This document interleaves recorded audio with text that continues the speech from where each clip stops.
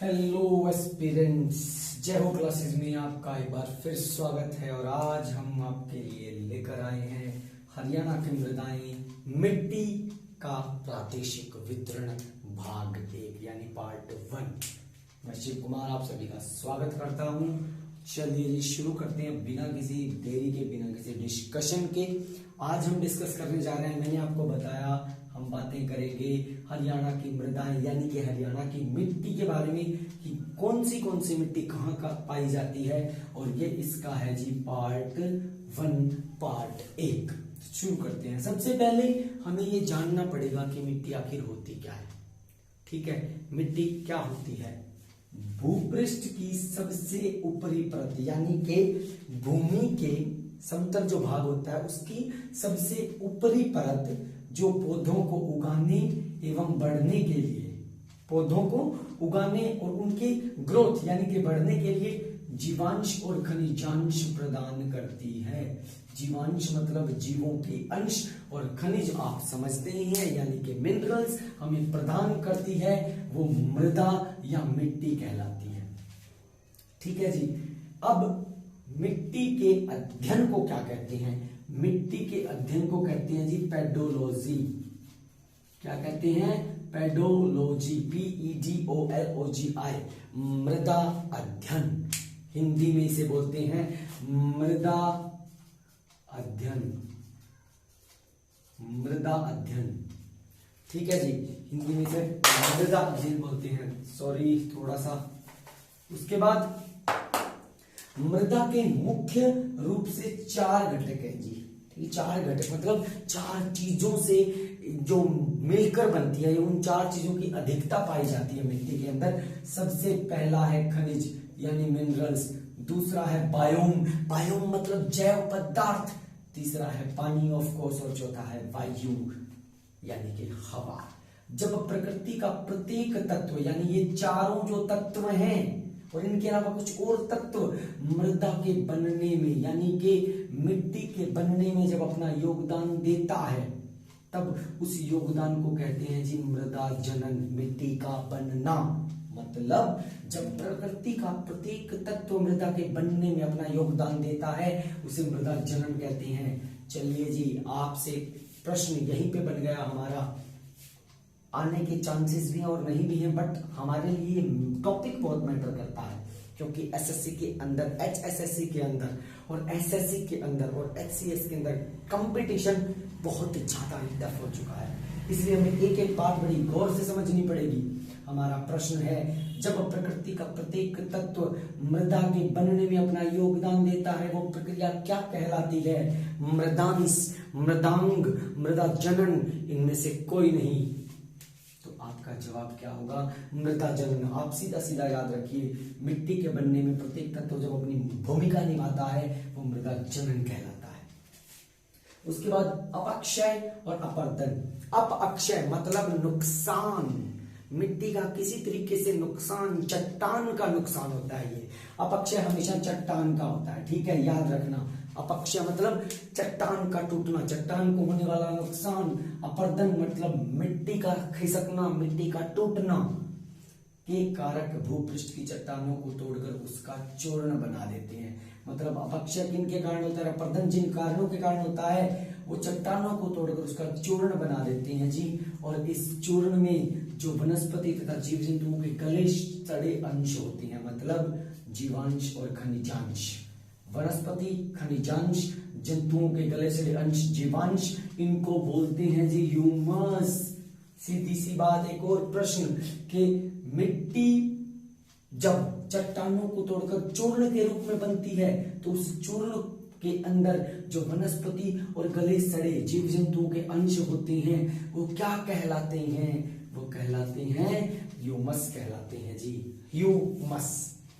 अब जो मिट्टी उपजाऊ है, मतलब उपजाऊ मिट्टी को तो बोलते हैं उर्वर, ठीक है, और जो मिट्टी अनउपजाऊ है, अनउर्वर है, उससे उस मिट्टी को बोलते हैं उस्सर, उस्सर मृदा। मतलब जो उपजाऊ मिट्टी है उसे उर्वर कहते हैं, जो अनुपजाऊ और अनउर्वर मृदा है उसे ऊसर मृदा कहते हैं। ऊसर, ऊसर आपने देख लिया होगा। उसके बाद राष्ट्रीय मृदा सर्वेक्षण, राष्ट्रीय मृदा सर्वेक्षण, ठीक है। और भूमि उपयोग नियोजन। मृदा सर्वेक्षण मतलब मिट्टी की जो जानकारी है, मिट्टी की जो परतें हैं, मिट्टी के टाइप्स, मिट्टी के प्रकार जिसको कह सकते हैं आप, उनका सर्वेक्षण करना, उनके बारे में जानना, बारीकी से जानना। और भूमि उपयोग नियोजन यानी कि जो हमारी जमीन है उसका कैसे उपयोग किया जाए, ये सब बातें कौन बताता है, कौन इनका तत्वाधान, किसके तत्वाधान में होती हैं ये बातें? ये होती हैं जी ICAR, भारतीय कृषि अनुसंधान परिषद, मतलब Indian council of agricultural research. भारतीय कृषि अनुसंधान ICAR, Indian council of agricultural research और Indian council for agricultural research, you can say, आप कह सकते हैं। उसके बाद जी धरातलीय बनावट, मतलब धरती की जो बनावट है उसके आधार पर मिट्टी को 3 भागों में बांटा गया है, 3 क्षेत्रों में बांटा गया है जी। और वो जो मिट्टी है वो हरियाणा की मिट्टी है। अब हम टॉपिक पे आ रहे हैं हरियाणा के। मैंने मिट्टी के बारे में आपको बता दिया। मिट्टी की जो स्टडी है वो कही जाती है पेडोलॉजी, और मृदा के बनने में जो तत्व योगदान देते हैं उस प्रक्रिया को कहते हैं मृदा जनन। वनस्पति यानी कि जो मिट्टी की चूर्ण है उसमें पाए जाने वाले वनस्पति और जीव जंतुओं के जो गले सड़े अंश हैं वो कहलाती हैं ह्यूमस, ठीक है। उपजाऊ मृदा को कहते हैं उर्वर, अनुपजाऊ मृदा को कहते हैं ऊसर। और जो इस मृदा का सर्वेक्षण करता है, ठीक है, इस मृदा के बारे में हमें बताता है, इस मृदा के बारे में अनुसंधान करता है, रिसर्च करता है, और जमीन का उपयोग कैसे हो इस बारे में बताता है, वो एक ही परिषद है जी। उस परिषद का नाम है ICAR, मतलब भारत के अंदर, भारत सरकार के तत्वाधान में, भारत सरकार के अंडर अगर कोई परिषद काम करती है कृषि से संबंधित मामलों के लिए तो वो है ICAR। आपसे ये प्रश्न भी पूछा जा सकता है कि कौन सी भारतीय संस्था है जो अधिकतर कृषि के मामलों के लिए काम करती है। बेझिझक लिख देना जी भारतीय कृषि अनुसंधान, या बेझिझक टिक लगा देना। अब आते हैं हम हरियाणा के मृदाएं और मिट्टी के प्रादेशिक वितरण पर। धरातलीय बनावट यानी कि हरियाणा की धरातलीय बनावट के आधार पर इसको 3 क्षेत्रों में बांटा जा सकता है। याद रखिए, धरातलीय आधार पर, धरातलीय बनावट के आधार पर हरियाणा की मिट्टी को 3 क्षेत्रों में बांटा जा सकता है। और ये 3 क्षेत्र कौन से हैं? पहाड़ी क्षेत्र की मिट्टी यानी कि अरावली और शिवालिक क्षेत्र की पहाड़ियां, मैदानी क्षेत्र मतलब जहां पे यमुना और घग्गर अपना मैदान बनाती हैं, समतल मैदान बनाती हैं, उपजाऊ मैदान बनाती हैं, और रेतीली मिट्टी, ठीक है। तो इन 3 क्षेत्रों में ये जो मिट्टी है वो बांटी गई है। सबसे पहले डिस्कस करते हैं जी हम, लेट अस डिस्कस अबाउट पहाड़ी क्षेत्र की मिट्टी। दिस मिट्टी इज पतली, मतलब बिल्कुल पतली होती है, हमारी तरह कठोर और पथरीली, मजबूत भी होती है और पत्थर भी होती है, मगर हम पथरीले नहीं हैं। और इन पहाड़ियों का सबसे बड़ा एग्जाम्पल है जी मोरनी हिल्स की पहाड़ियां। कौन सी पहाड़ियां? मोरनी हिल्स की पहाड़ियां, यानी कि जो सबसे ऊंची चोटी है करोह चोटी, उनकी पहाड़ियां। मैदानी क्षेत्र की मिट्टी के बारे में बात करते हैं जी। ये तो थी पहाड़ी क्षेत्र की मिट्टी। पहाड़ी क्षेत्र की मिट्टी पतली भी होती है, कठोर भी होती है और पथरीली भी होती है, ठीक है।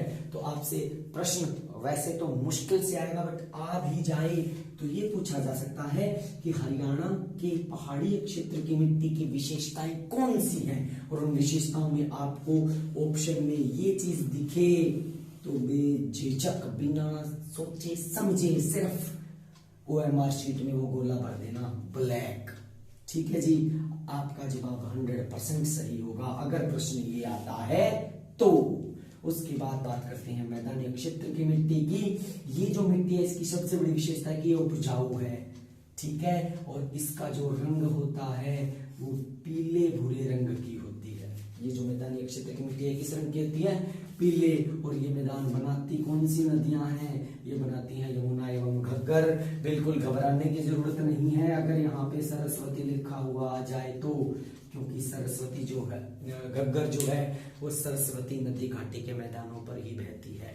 और बोला जाता है, कहा जाता है कि घग्गर कहीं ना कहीं सरस्वती नदी का ही रूप है। हालांकि ये भी बोला जाता है कि सरस्वती नदी विलुप्त हो चुकी है। ऑब्वियस सी बात है, सरस्वती एक पवित्र नदी है और घग्गर जो है वो एक नाला टाइप नदी है जिसमें गंदगी भी आती है। मगर ये माना गया है कि सरस्वती नदी घाटी में ही घग्गर नदी बहती है। ये 100% सही है कि घग्गर नदी किस नदी घाटी में बहती है?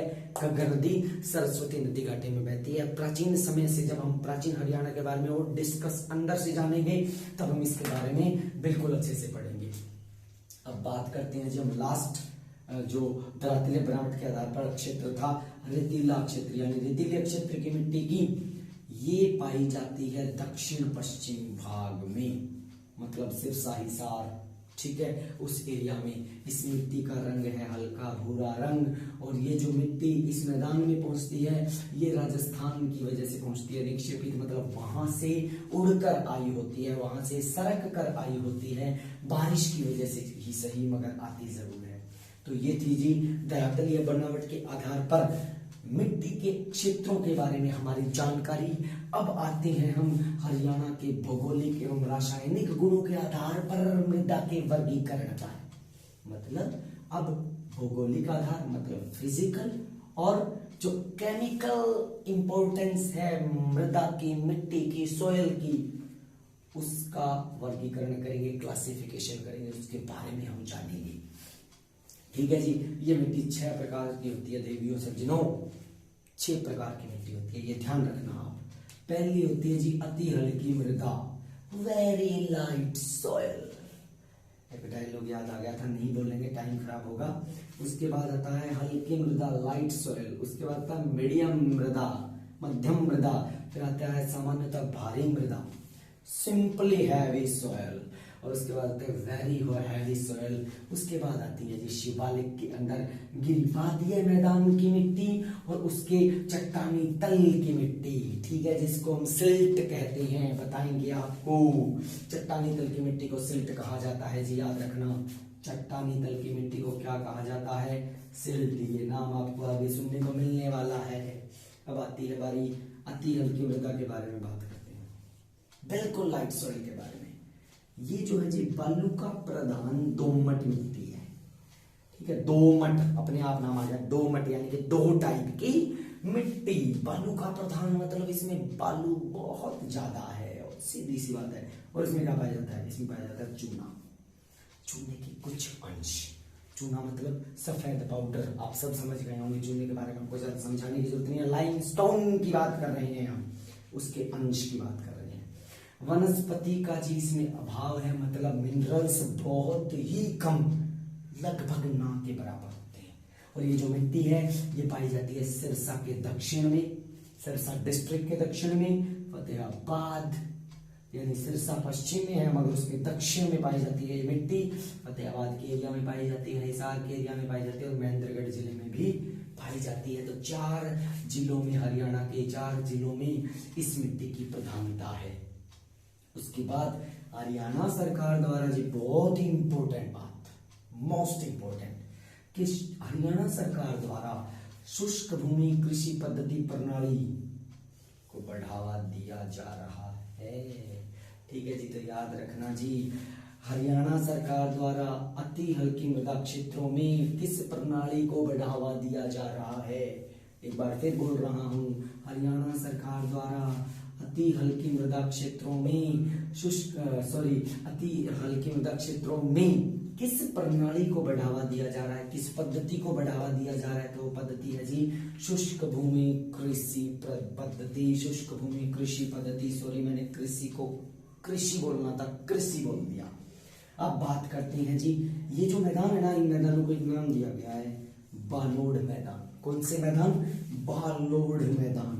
ठीक है, इन मैदानों में मिट्टी को एक सीरीज दी गई है, मतलब उन गांवों के नाम से, कुछ एरिया के नाम से जाना जाता है कि इस एरिया की मिट्टी इस नाम से जानी जाए। जैसे एक एग्जांपल देता हूं, हम एशिया महाद्वीप में आते हैं, ठीक है, मगर जब भारत का नाम आता है तब भारत के साथ सब कंटिनेंट जुड़ जाता है, भारतीय उपमहाद्वीप जुड़ जाता है। मतलब भारत जो है वो महाद्वीप का एक छोटा सा भाग जरूर है, मगर उसके जो एरिया में जो देश फैले हैं उनको उपमहाद्वीप का दर्जा दिया गया है और नाम लगा है उसके आगे द ग्रेट इंडिया, भारतीय महाद्वीप। इसी तरीके से इन मिट्टियों की जो सीरीज है उनको जो बहुलता इलाके हैं जिनमें सबसे ज्यादा ही पाई जाती है उनके नाम पर रखी गई है। जैसे बालोड मैदान की पहली सीरीज बाल समंद सीरीज जो कि हिसार में है, रावलवास सेम एरिया, ठीक है, नीमड़ी वाली सीरीज, अटेला सीरीज और खो सीरीज, ये इनका नाम है जी। इनके बारे में हम आगे डिस्कशन करेंगे, आएंगे, पक्का आएंगे, 101% आएंगे, 100% आएंगे, ठीक है। तो इन सीरीज का नाम क्या है? बाल समंद सीरीज, रावलवास सीरीज, निमड़ी वाली सीरीज, अटेला सीरीज और Kho series. Now we are on the second type of मृदा, second type of soil, that is called हल्की मृदा। और ये जो टाइप है ये भौगोलिक और रासायनिक गुणों के आधार पे हैं जी। अगर आपको कोई डाउट है तो कमेंट सेक्शन में हमें लिखिए, हम आपको जरूर समझाएंगे, जरूर बताएंगे, उसका रिप्लाई डेफिनेटली करेंगे। हल्की मृदा जी दो प्रकार की होती है, ठीक है। लाइट सॉइल एक होती है वेरी लाइट सॉइल, ठीक है, लाइट सॉइल। लाइट सॉइल दो प्रकार की होती है। पहली कौन सी होती है? अपेक्षाकृत बालू दोमट मृदा। अपेक्षाकृत बालू दोमट मृदा मतलब रिलेटिवली लोम सॉइल, ओके जी, लोम सॉइल बोलते हैं इसको। इसमें सिल्ट मतलब गाद, जो नदी के तलहटी में या नहरों के तलहटी में जो चीज बची कुछ चीज बचती है, ठीक है, उसको बोलते हैं सिल्ट। क्या बोलते हैं? गाद। और मृत्तिका, मृत्तिका को कौन नहीं जानता? मृत्तिका मतलब चिकनी मिट्टी, ठीक है जी। अपने तक सीमित रखना, बताना मत किसी को। मृत्तिका होता है चिकनी मिट्टी, बालू ज्यादा पाई जाती है जी इसमें, मतलब ना तो उसमें गाद पाई जाती ना उसमें मृत्तिका पाई जाती, सबसे ज्यादा पाई जाती है बालू, उड़ने वाली मिट्टी, एरिड सॉइल, सीधी सी बात। गाद और जो चिकनापन है वो कम पाया जाता है। और ये जो मिट्टी है ये शुष्क भूमि कृषि के लिए बहुत उत्तम मानी जाती है। यानी कि अगर आप शुष्क भूमि एरिया में कृषि कर रहे हो, क्षेत्र में कृषि कर रहे हो, सूखी हुई भूमि के क्षेत्र में आप कृषि, शुष्क भूमि का आता है सूखी हुई जमीन, वहां पे आप खेती कर रहे हो, तो ये जो मिट्टी है जी ये द बेस्ट मानी जाती है जी। और इस मिट्टी में दो तरीके की सिंचाई होती है my dear friends, my dear viewers, that is टपकन। टपकन मतलब ड्रिप इरिगेशन, टपका टपका सिंचाई। और उसके बाद आता है फुहार, स्प्रिंकलर्स, फुहारे लगा दिए जाते हैं, ठीक है। तो दो टाइप की सिंचाई होती है। पूछा जाए कि शुष्क भूमि क्षेत्रों में कितने तरीकों से सिंचाई होती है जी? दो तरीकों से होती है। शुष्क भूमि क्षेत्रों में किन दो तरीकों से सिंचाई होती है जी? ऑप्शन में आए टपकन और फुहार, तो लगा देना मेरे यार निशान पे, ठीक है जी। अब आते हैं, ये बताते हैं कि ये जो हल्की मृदा है जी ये दक्षिण पश्चिम हरियाणा में पाई जाती है। Okay sir, where is it found? This is found on the area of southwestern Haryana. Yes, दक्षिण पश्चिम हरियाणा में पाई जाती है, ठीक है जी। और ये जो दक्षिण पश्चिम हरियाणा है वो कहाँ कहाँ है? हिसार, भिवानी, रेवाड़ी, गुरुग्राम और झज्जर, ठीक है जी। तो हल्की मृदा हरियाणा के किस एरिया में पाई जाती है जी? हल्की मृदा हरियाणा के दक्षिण पश्चिम हरियाणा में पाई जाती है। अब आपसे एक और क्वेश्चन पूछा जा सकता है, हिसार, भिवानी, रेवाड़ी, गुरुग्राम और झज्जर किस दिशा में पड़ते हैं? ऑप्शन में आ जाए दक्षिण पश्चिम, लगा देना। अब बालू का जो दोमट मृदा है जी, क्या नाम? बालू का प्रधान जो दोमट मिट्टी है उसको किस नाम से जाना जाता है? क्वेश्चन आ जाए, बहुत important, very very important question. बालू का दोमट मृदा किस नाम से जानी जाती है? ये रोसली नाम से जानी जाती है जी, बड़े तौर पे लिख देता हूं, रोसली नाम से जानी जाती है ये, ठीक है जी, याद रखना। बालू का दोमट मृदा किस अन्य नाम से जानी जाती है? और रोसली, आपसे ये पूछा जा सकता है कि रोसली जो मृदा है उसका नाम क्या है? बालू का दोमट मृदा है जी। अब बात करते हैं इसके दूसरे प्रकार की, हल्की मृदा के दूसरे प्रकार की, ये है बलुई दोमट मृदा, सैंडी लोम सॉइल, ठीक है जी। ये बिल्कुल नरम होती है, मुलायम जिसको आप कह सकते हो। बालू टाइप होता है, मृतिका सिल्ट, मतलब इसमें गाद भी होती है, चिकनी भी होती है और इनका अनुपात बराबर है। और ये मिट्टी पाई कहाँ जाती है जी? ये घग्गर नदी के उत्तर में सिरसा तहसील के कुछ भागों में यानी कि कुछ गांवों में और डब्बाली पूरी तहसील में पाई जाती है जी। ठीक है, अब बात कर लेते हैं कि मिट्टी के अंदर अम्लता और लवणता पाई जाती है। एक स्केल होता है जी। ठीक है, आज का ये लास्ट पार्ट है। एक बार फिर इसके बारे में बलुई दोमट की बात कर लेते हैं। बलुई दोमट की विशेषता क्या है? नरम है, बालू इसमें है, मृत का भी और सिल्ट है, सबका अनुपात बराबर बराबर है जी। और ये पाई कहाँ जाती है? ये पाई जाती है घग्गर नदी के उत्तर में सिरसा तहसील के कुछ गांव में और डब्बाली पूरी तहसील में पाई जाती है जी। अब बात करते हैं मिट्टी की अम्लता और लवणता, यानी कि मिट्टी के अंदर जो एसिड है, ठीक है, अम्ल है, वो कितना है, और क्षारीय, क्षारीय मतलब ये इसको बोलते हैं बेस। ठीक है, एसिड बेस। साइंस के स्टूडेंट अगर आप हैं और देख रहे हैं तो शायद आप अच्छे तरीके से जानते हैं। ये एक स्केल होता है, इसमें 1 2 3 4 5 6 7 8 9 10 11 12 13 14 तक का पैमाना लिया जाता है जी। ठीक है, इसके बारे में कभी विस्तृत बताएंगे आपको पीएच स्केल होता क्या है। बस मैं आपको पीएच की फुल फॉर्म बता देता हूँ। Potential of hydrogen, potential of hydrogen होता है जी। ठीक है, अगर ये कम है 1 से लेकर 6 तक है, ठीक है जी, 1 से लेकर 6 तक है इसकी मात्रा, तो ये कहा जाएगा अम्लीय गुण। कौन सा गुण कहा जाएगा? अम्लीय गुण। और अगर ये 8 से लेकर 14 तक है जी तो ये कहा जाएगा क्षारीय यानी कि बेस। मतलब वो मिट्टी, उसमें अम्ल ज्यादा है, उसमें एसिड ज्यादा है उस मिट्टी में, अगर वो 1 से लेकर 6 तक का मान लेती है तो, या फिर अगर उसका मान 8 से 14 आता है तो क्षारीय मिट्टी कहलाती है, और अगर उसका मान 7 आता है जी तो वो न्यूट्रल है। समझ गए सर? बिल्कुल समझ गए होंगे आप, आपको आ गया। तो my dear students, that's all for this video. मिलते हैं अगले वीडियो में पार्ट 2 लेकर। काफी इंपॉर्टेंट टॉपिक है, काफी बड़ा टॉपिक है, विस्तार पूर्वक इसको समझाया जा रहा है। जय हिंद, जय भारत, जय हो, नेवर एवर गिव अप।